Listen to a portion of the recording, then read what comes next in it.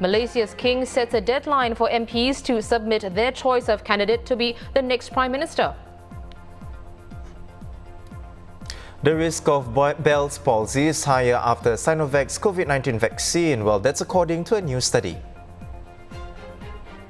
And we'll be discussing how the Taliban's comeback in Afghanistan will affect us in Singapore. Hello, you're watching The Big Story, coming to you live from the Straits Times newsroom. I'm Olivia Quay. And I'm Haryanto Dimana. You can subscribe to the Straits Times channel so you never miss a single episode. Well, tomorrow, August 18th at 4 p.m, that's the deadline Malaysia's king has set for 220 MPs to declare their choice for the next Prime Minister. Now, this comes as the king summoned all the major party leaders to the palace a short while ago.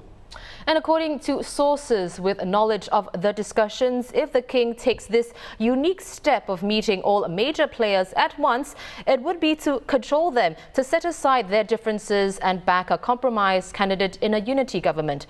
A veteran palace watcher said the king may insist the MPs work together to form a wartime cabinet. Here with the latest is our Malaysia Bureau Chief, Shannon Teo. Shannon, how different is the king approaching the process of naming a new PM compared with how he appointed Mr. Muhyiddin about 18 months ago? Well, not too different. He is still going to poll every single MP to see who they think should be the Prime Minister. Now, of course, 18 months ago, every single MP was invited to the palace to sign a declaration in front of the king. This time, because of COVID-19, that's not going to happen. He's not going to have 220 people trot in and out of the palace. Instead, he's kind of delegated the duty to the Speaker of Parliament and told the parliamentary speaker to tell all the MPs, write in to me with an official letter detailing who you are, who you pick, so on and so forth, right? There are a whole bunch of formalities involved here. So he's going about things roughly in the same way. What's different this time is that, he's met with political party leaders this afternoon, all at the same time at about 2 p.m. He's invited all the major party leaders and there was some kind of briefing. We understand that the king has spoken to the political party leaders, trying to encourage them to, opposition leader Anwar Ibrahim just came out saying that the king wants us to do away with the old politics to create a new political landscape. We're not sure exactly what that means. There's a lot to unpack here. But I kind of jive with what we've been reporting, that the king does want them to come and unite, that the country is, in the midst of its deadliest COVID-19 wave, and you should put aside your political differences, your different ideologies. There's a lot of red lines in Malaysian politics. I won't work with party A, I won't work with party B. But it's calling on them to put all that aside because right now, no one has a majority. Exactly. So with that in mind, Shannon, that nobody has the majority for a PM candidate, that leaves the king to appoint a new government. So aside from majority support, what other criteria does the king have to consider? Legally speaking, the king cannot consider anything else except majority. He may not like you or you may be a terrible person, but if you come to him and you can prove your majority, he has to appoint you. That's his problem now. That's where he is in a bit of a bind. No single MP is coming to him and saying, I clearly have at least 111 out of the 120, out of the 220 MPs in Parliament right now. So what does the king do in such a situation? We have a Prime Minister who's resigned because he doesn't have a majority. We don't have someone else who has a majority. So it appears that what he's trying to do today is try to cajole the politicians. Please present me a majority. There's nothing else I can do here. If not, we would have to go to an election in 60 days. And, I don't think Malaysia's COVID numbers, today we reported another 19,000 odd cases. It's been 200 deaths or so a day this whole past week or even the past 2 weeks. So it's probably not the right time to hold an election and the king wants to avoid that. So he's beseeching on the MPs, the politicians, come together, work on a solution and you can fight it out, you can duke it out at the election later on. Well, Shannon, thank you so much for the update. That was Malaysia Bureau Chief Shannon Teo. StraitsTimes.com is where you can find all the developments from across the causeway.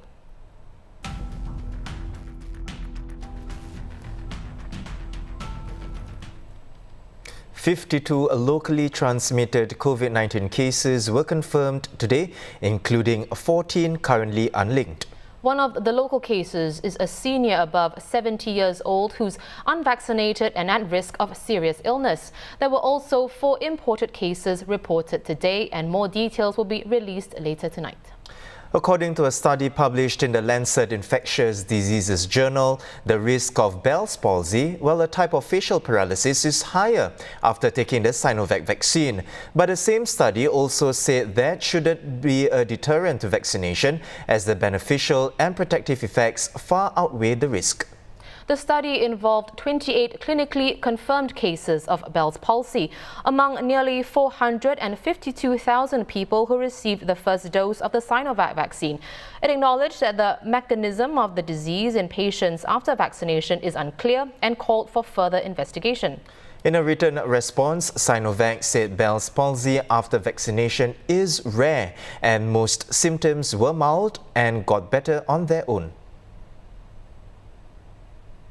As at August the 15th, more than 4.1 million people in Singapore are fully vaccinated under the national program, including those who received shots recognized in the WHO's emergency use listing. Altogether, 76% of the population have completed the full regimen. Here's a look at the breakdown of fully vaccinated people by their age groups.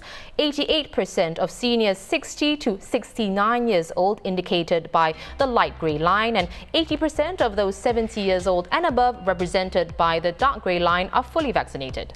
Health Minister Ong Ye Kung said yesterday that Singapore's daily vaccination rate has slowed to around 40,000 jabs a day, as most of the population have been inoculated. Meanwhile, as at yesterday, there are currently 33 COVID-19 patients who require oxygen supplementation and 7 are in ICU. Among these 7, 1 is fully vaccinated and 6 are unvaccinated. Meanwhile, 2 patients who suffered from serious side effects after getting their jab have each received the highest government payout of $225,000 under the Vaccine Injury Financial Assistance Program. One of them is the 16-year-old boy who had a cardiac arrest 6 days after getting his first Pfizer shot. MOH didn't give details of the second case and whether it's also related to the Pfizer vaccine. A total of $782,000 have been paid out or is in the process of being paid out to 144 applicants who've qualified for the financial aid program.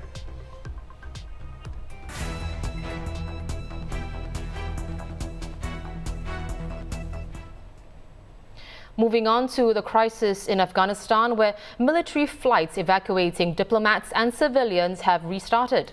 This comes a day after chaotic scenes at the Kabul airport in which US police fired gunshots to disperse crowds and people clung to a US military transport plane as it taxied for takeoff. Well, the Taliban has declared an amnesty across Afghanistan. While there were no major reports of abuses or fighting in Kabul, many residents have stayed home and remain fearful after the insurgents' takeover saw prisons emptied and armories looted. Meanwhile, breaking his silence on pulling out US troops from Afghanistan, US President Joe Biden said he stands squarely behind his decision, blaming the Taliban's takeover on Afghan political leaders who fled the country, as well as the unwillingness of the US-trained Afghan army to fight the Taliban. I stand squarely behind my decision. After 20 years, I've learned the hard way that there was never a good time to withdraw U.S. forces. That's why we're still there. We were clear-eyed about the risks. We planned for every contingency, but I always promised the American people that I would be straight with you. The truth is, this did unfold more quickly than we had anticipated. So what's happened? Afghanistan political leaders gave up and fled the country. The Afghan military collapsed, sometime without trying to fight. If anything, the developments of the past week reinforced that ending U.S. military involvement in Afghanistan now was the right decision. Mr. Biden must take a bold step to protect the Afghan people. That statement from women's rights activist and Nobel Peace Prize winner Malala Yousafzai. Ms. Yousafzai found refuge in the UK after being shot in the head by the Taliban in 2012. And she said it's time for world leaders to open their borders to Afghan refugees. Biden has a lot to do. President Biden has to take a bold step for the protection of the people of Afghanistan. What we must remember that, in Afghanistan, it goes to back to four decades, right? So you don't even know where to start in history and who to start with and who to blame locally, regionally, globally. And the politics are just deep, multifaceted, complicated. But what is really important is that we remember that the people who have suffered the most are the innocent civilians of Afghanistan. An internal security department spokesman said there's currently no specific terrorist threat to Singapore, but the ongoing developments are still of concern, including how the escalating civil conflict in Afghanistan could allow terror organizations to regroup or establish safe havens. Here to discuss how this could affect Singapore is Muhammad Faisal Abdul Rahman, a research fellow from the S. Rajaratnam School of International Studies, Centre of Excellence for National Security. Welcome to the show, Faisal. Faisal, what are the main areas of concern? Well, Afghanistan is a good example of the ebb and flow of terrorism as a multi-generational threat. The Taliban there has long relations with Al-Qaeda. If you recall, Singaporean Jemaah Islamiyah members sent the surveillance videotape for the plot to attack Yishun MRT to Al-Qaeda in Afghan before September 11. So AQ is playing the long game, and the Taliban's gains may provide the chance to rebuild its networks. The jihadi ecosystem in Afghanistan could grow and enable elements in Taliban and Al-Qaeda to better cooperate, and Islamic State Khorasan to compete for influence. Even now, there are reports that Islamic State Khorasan is trying to draw Taliban supporters who are skeptical of the peace process. The Islamic State regards Afghanistan as strategic to its caliphate goals. What's concerning for the next decade is how the Taliban's gains could give newfound motivation for Southeast Asian jihadi groups and homegrown extremists. The US's withdrawal and the past Soviet Union defeat could be framed as online propaganda that, with patience, jihadism will ultimately triumph over military and non-Islamic powers in a contest of wills. And it could also revive interest in the black flags of Khorasan end of time narrative, which jihadi groups in the past have exploited as a call for action. Right. So Faisal, what are Singapore's protective measures? And, among other things, what more can be done amid terror groups using social media to spread their influence? Okay, so Singapore has more protective and legal measures since September 11. This includes the Terrorism Suppression of Financing Act that prohibits providing material support to terrorist entities, including the Taliban. There will be more police CCTV cameras that will help to detect hostile surveillance, and our tight border security and COVID-19 travel restrictions could help to keep out foreign terrorist fighters. For social media, the concern is what if the Taliban's support for Al-Qaeda is covert while portraying a softer public image of itself to boost its political legitimacy as the government of the day? What if the Taliban plays the foreign policy game well and gains recognition from the great powers Russia, China, and other regional states? So firstly, this could strengthen the online narratives of the Taliban, and other jihadi groups could leverage it on social media. Secondly, this is quite a unique conundrum for social media companies. Banning a foreign terrorist organization is quite straightforward.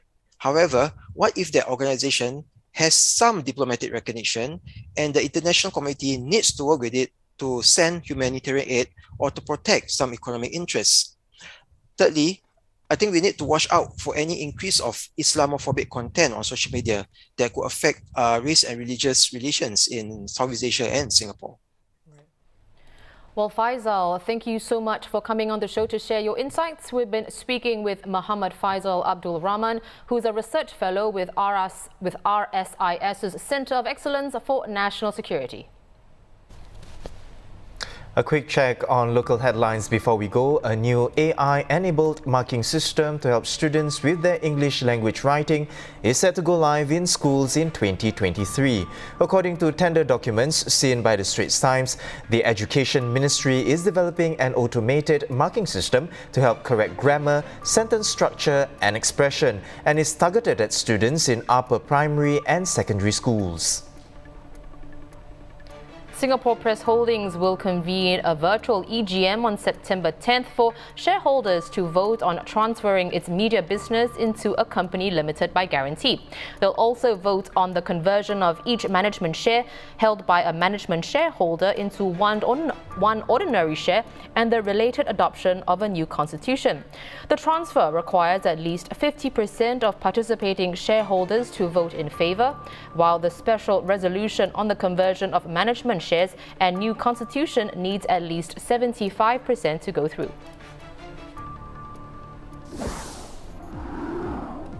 Those are our top stories for today. For more news and videos, visit straitstimes.com and subscribe to our YouTube channel by hitting the red button below. Once again, I'm Haryanto Diman with Olivia Quay. Join us tomorrow for more stories on The Big Story.